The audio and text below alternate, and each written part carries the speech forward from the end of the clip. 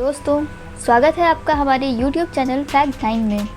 आज के इस वीडियो में हम बात करने वाले हैं 29 जून को हुए इंडिया वर्सेस साउथ अफ्रीका के फाइनल मैच के बारे में, जिसकी चर्चा हर जगह हो रही है। मैं रिक्वेस्ट करती हूँ आपसे कि इस वीडियो को लास्ट तक ज़रूर देखिएगा, क्योंकि लास्ट में मैंने एक बहुत बड़ा राज खोला है और बताया है कि टीम इंडिया आखिर कैसे हारा हुआ मैच जीत गई। तो चलिए दोस्तों, शुरू करते हैं बिना किसी देरी के।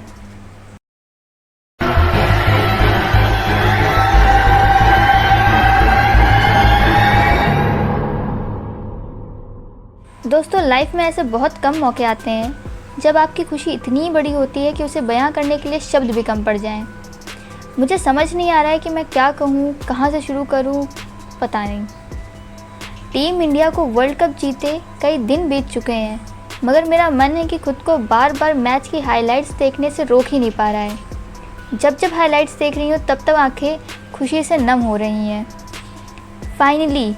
फाइनली 13 साल बाद वो दिन फिर से आ ही गया जब एक बार फिर पूरा भारत झूम उठा। इसी जीत के साथ 29 जून 2024 का ये दिन हर इंडियन की ज़िंदगी में हमेशा के लिए स्पेशल हो गया। और मैं इतना ज़रूर कह सकती हूँ कि आप चाहे उम्र के किसी भी पड़ाव पर क्यों ना हों, लेकिन ये दिन 29 जून 2024 आप कभी भी नहीं भूल सकेंगे। और भगवान करे ज़िंदगी में ऐसे मौके बार बार आएँ।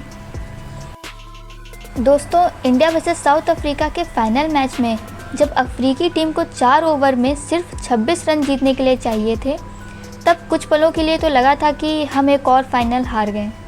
लेकिन दोस्तों, यहीं पर टीम इंडिया साउथ अफ्रीका पर भारी पड़ गई। हार्दिक पांड्या की ऑफ स्टंप से बाहर जाती स्लोअर बॉल को कट करने के चक्कर में क्लासीन पंत को कैच देकर आउट हो गए। मगर अब भी मिलर क्रीज पर ही थे और केशव महाराज भी आने बाकी थे, और रन इतने कम थे कि लगा ही नहीं था कि कोई कमाल हो पाएगा। मगर यही मौका था जब टीम इंडिया ने कसम खा ली कि इस मौके को हाथ से जाने नहीं देना है। और अगले ही ओवर में बुमराह ने जानसेन को आउट कर दिया। फिर अर्शदीप ने भी 19वें ओवर में सिर्फ 3 रन देकर कमाल कर दिया। मगर मिलर अब भी क्रीज पर ही खड़े थे और सामने थे हार्दिक पांड्या। हार्दिक उन्हें आउट करने के लिए ऑफ स्टंप के बाहर एक लोअर फुल टॉस देते हैं, मगर मिलर पूरा जोर लगाकर बिल्कुल सीधा मारते हैं और बॉल हवा में जाती है। लगता है कि 6 लग ही जाएगा, लेकिन तभी वो मूवमेंट आता है जिसे क्रिकेट के इतिहास में सबसे शानदार पलों में से एक माना जाएगा। सूर्य कुमार यादव लड़खड़ाते हुए बाउंड्री लाइन से सिर्फ कुछ ही सेंटीमीटर की दूरी पर मिलर का कैच पकड़ लेते हैं। उनका बैलेंस बिगड़ता है, लगता है वो बाउंड्री लाइन के बाहर चले जाएंगे, लेकिन वो बॉल को हवा में उछालकर अंदर फेंकते हैं और इससे पहले कि बॉल नीचे गिरती वो फिर से उसे पकड़ लेते हैं, जिसकी उम्मीद किसी को भी नहीं थी। और बस यहीं से मैच पलटना शुरू हो जाता है। एक के बाद एक विकेट गिरते हैं और इंडिया जीत जाती है। ऐसे तो भारत को इस वर्ल्ड कप को जीतने में बहुत सारे खिलाड़ियों का हाथ रहा है, मगर मैं दावे के साथ कह सकती हूँ कि सूर्य कुमार यादव ने अगर वो हैरत अंगेज कैच ना पकड़ा होता तो भारत फाइनल हार भी सकता था। मान लीजिए अगर मिलर ने पहली बॉल पर छक्का लगा दिया होता तो 5 बॉल पर 10 रन बनाना उनके लिए कोई बड़ी बात नहीं थी, मगर सूर्या की उस एक कैच ने लगभग मैच वहीं सील कर दिया। और जिस हार्दिक को पूरे आईपीएल में लोगों ने ट्रोल किया, जिस हार्दिक और रोहित की लड़ाई में हार्दिक को खूब गालियां दी, उन्हें खूब बुरा भला कहा गया और उन्हें टीम में रखने में नाराज़गी भी दिखाई गई, उसी हार्दिक ने आखिर के 2 ओवर में 3 विकेट लेकर भारत को एक हारा हुआ फाइनल जितवा दिया। वहीं दूसरी तरफ लोग पूरे टूर्नामेंट में रन न बनाने के लिए विराट को भी गाली दे रहे थे। बोल रहे थे कि फ्लॉप हो गया, बैटिंग नहीं आती, इसे टीम से हटाओ, जायसवाल को खिलाओ। लेकिन फाइनल में उसी विराट ने उस टाइम पर रन बनाए जब भारत ने 31 रन के आसपास 3 विकेट गंवा दिए थे। लग रहा था कि कहीं भारत की टीम 100-125 रन पर ही न सिमट जाए, लेकिन तभी विराट ने पहले अक्षर पटेल के साथ पार्टनरशिप करके टीम को मुश्किल से निकाला। फिर एंड में 3 ओवर में पावर हिटिंग करके टीम इंडिया को 175 के पार पहुंचाया। अब विराट के फैंस के लिए इससे बड़ी खुशी और क्या ही होगी कि दुनिया का सबसे बड़ा क्रिकेट स्टार, जो पूरे टूर्नामेंट नहीं चलता है और जो शायद अपना आखिरी T20 वर्ल्ड कप भी खेल रहा था, वो उस फाइनल में सबसे ज़्यादा रन बनाता है और भारत को 17 साल बाद T20 क्रिकेट में चैंपियन बना देता है। सच में यार, इससे ज़्यादा ब्लिसफुल फीलिंग और क्या ही होगी। इसीलिए मैं समझ ही नहीं पा रही हूँ कि आखिर इस जीत का क्रेडिट किसे दूँ। आप इस जीत का क्रेडिट किसको देंगे, हमें कमेंट करके ज़रूर बताएं। अगर सच कहूँ तो 29 जून को टीम इंडिया को जीतता देखकर वैसे ही खुशी हुई जैसे 2011 का वर्ल्ड कप जीतने पर हुई थी। दोस्तों, जब दुनिया की कोई भी टीम बड़ा टूर्नामेंट जीतती है ना, तो वह किसी एक आध खिलाड़ी पर रिलाई करके नहीं जीतती, वो सारे प्लेयर्स के बेस्ट परफॉर्मेंस की वजह से ही जीतती है। और ऐसा ही हुआ टीम इंडिया के साथ भी। आप फाइनल में ही देख लो, फाइनल में बैटिंग में रोहित और सूर्य कुमार यादव नहीं चल पाए, लेकिन विराट और शिवम दुबे चल गए, जो कि पूरे टूर्नामेंट में नहीं चले थे। फाइनल में बॉलिंग में कुलदीप ने कमाल करके नहीं दिखाया, तो हार्दिक ने लास्ट में अपनी बॉलिंग से सिंगल हैंडेडली मैच जिता दिया। सूर्या फाइनल में बैटिंग में नहीं चले, तो उन्होंने कैच करके फाइनल में मैच जितवा दिया। और बुमराह भाई ने तो खैर पूरे टूर्नामेंट में तबाही मचा के ऑलरेडी रखी थी। दोस्तों, आप इमेजिन भी नहीं कर सकते कि इस T20 वर्ल्ड कप में बुमराह की इकनॉमी रेट 4.5 के आसपास रही, जो कि कोई छोटी मोटी बात नहीं है। बुमराह तो जीनियस है ही, मगर इंडिया की तरफ से वर्ल्ड कप में सबसे ज़्यादा विकेट अर्शदीप ने लिए और अक्षर पटेल ने इस वर्ल्ड कप में ऐसा परफॉर्मेंस दिया कि बहुत सारे लोग उनसे बहुत प्रभावित हुए।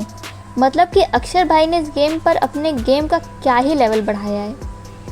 ऑस्ट्रेलिया के अगेंस्ट मैच में एक हाथ से बाउंड्री पर कैच लेकर उन्होंने पूरा मैच पलट दिया।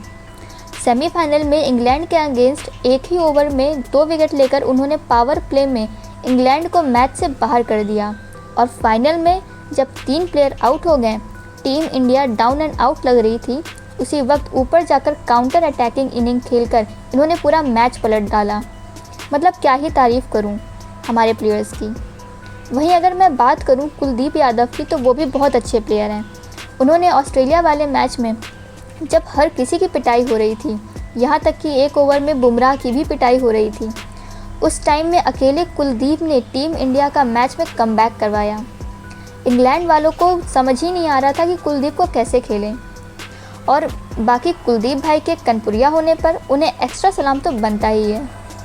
इसीलिए मैं बार बार कह रही हूँ कि अगर 29 जून को टीम इंडिया जीती है, तो ऐसे प्लेयर्स की परफॉर्मेंस की वजह से ही जीती है। इस T20 वर्ल्ड कप में इंडिया ने फाइनल से पहले बहुत सारे क्लोज मैच जीते। हमने पाकिस्तान को T20 जैसे छोटे टोटल के अंदर ही हरा दिया, और हमने ऑस्ट्रेलिया की तगड़ी बैटिंग लाइनअप के सामने 206 का टोटल भी डिफेंड किया। फिर इंग्लैंड के अगेंस्ट हमने स्लो पिच पर 170 रन बनाए, और अफ्रीका के अगेंस्ट फाइनल में पहले 3 विकेट गिरने के बाद भी 176 रन बना डाले। फिर सेकेंड इनिंग में जब लग रहा था कि अफ्रीका आसानी से जीत जाएगा, तब आगे के 4 ओवर में 26 रन डिफेंड किए। अब इससे आप क्या समझेंगे? इससे यही समझना चाहिए कि भाई, टीम कोई भी हो, तुक्के से वर्ल्ड कप चैम्पियन नहीं बन सकती। आपको लगातार कंसिस्टेंटली खेलना पड़ता है, आपके हर प्लेयर को परफॉर्म करना पड़ता है। आप सिर्फ 2 या 3 प्लेयर पर ही रिलाई नहीं कर सकते हैं। आप लास्ट तक हार नहीं मान सकते हैं।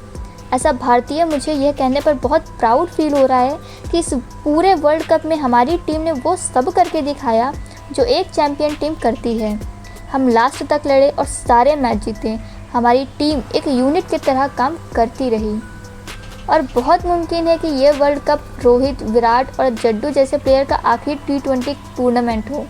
लेकिन इस बात की सच में खुशी है कि ये लोग वर्ल्ड चैम्पियन बनने के बाद ही इस फॉर्मेट को बाय बाय कहेंगे। इस बात की भी खुशी है कि जो रोहित 5 बार अपनी मुंबई की टीम को IPL जिता चुके हैं, फाइनली उन्होंने टीम इंडिया को भी वर्ल्ड कप चैम्पियन बना ही दिया।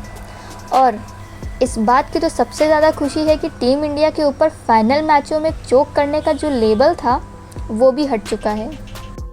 और सच में मैं और क्या ही कहूँ, कितना कहूँ, समझ ही नहीं आ रहा है। ये हमारी टीम की अचीवमेंट नहीं है, एक भारतीय होने के तौर पर ये हम सब की अचीवमेंट है। क्योंकि प्लेयर की तरह एक फ़ैन भी उन सारी इमोशन से होकर गुजरता है जिससे प्लेयर्स होकर गुजरते हैं। इसीलिए आप और हम भी इस चीज़ को सेलिब्रेट करने के लिए उतने ही हकदार हैं जितने कि प्लेयर्स। एंड में एक और राज की बात यह है कि जैसा कि आप सबको पता है कि टीम इंडिया 2015 से वर्ल्ड कप के सेमीफाइनल और फाइनल में तो पहुंच रही थी, मगर जीत नहीं पा रही थी। हम 2015 और 19 में सेमीफाइनल में हारे, 2022 की T20 सेमीफाइनल में हारे, 2023 के फाइनल में हारे, 2 बार वर्ल्ड कप चैम्पियनशिप फाइनल में हारे। पर इस बार पता है क्या हुआ? हम क्यों जीत गए? इस बीच हुआ ये कि अयोध्या में भगवान श्री राम विराजमान हो गए। हमने जनवरी में भगवान श्री राम के मंदिर की प्राण प्रतिष्ठा की और उसके बाद हुए पहले वर्ल्ड कप में हम जीत गए। अब आप चाहे तो कुछ भी कहें, मगर मुझे लगता है कि जब आप अपने ईश्वर को, अपने आराध्य को उसका स्थान दिलाएंगे तो वो भी आप पर अपनी कृपा बरसानी शुरू कर देंगे। और इस वर्ल्ड कप की जीत के साथ उसकी शुरुआत हो चुकी है। तो आखिर में एक बार ज़ोर से बोलो, जय श्री राम, जय जय श्री राम। राधे राधे। और अगर आपको हमारी वीडियो पसंद आई हो तो हमारे वीडियो को लाइक और चैनल को सब्सक्राइब करना ना भूलें।